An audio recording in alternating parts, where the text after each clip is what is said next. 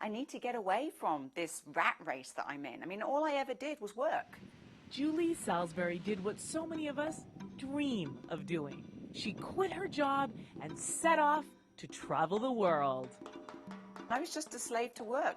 Socially, everything was to do with work, and my husband was to do with work, and I'm like, there's got to be more to life than this. And so that's really what happened to me. That was I call that my first epiphany, was when that happened.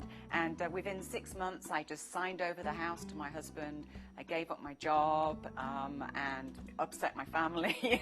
and just within 6 months, I flew to South Africa and started the journey. Julie lived on a sailboat and traveled Africa and Asia, stopping to explore some of the most exotic places in the world. 4 years into the journey, the skipper of the boat, the person that I started the journey with, wanted to continue this journey by himself. So then I like to say I got thrown off the boat. It's not quite like that, but it felt like that at the time, because of course this is now my life, right? I've got my job because we were doing charters to backpackers. I have my home because my home is the boat, and I had my love.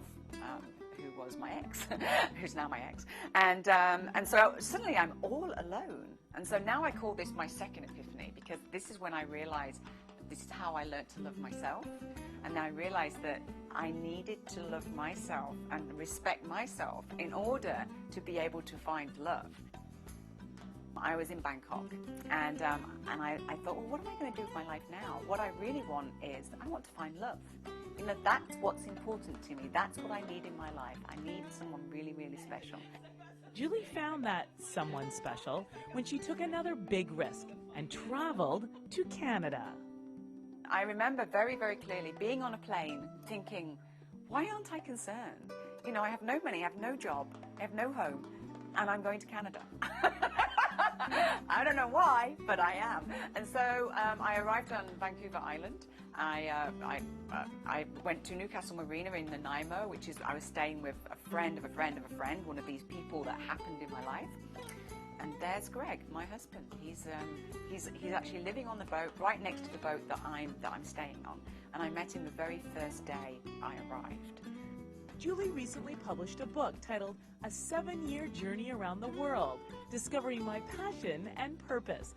She hopes this book will inspire others to do the same. Reporting from Victoria for The Daily, I'm Karen Elgersma, only on Shaw.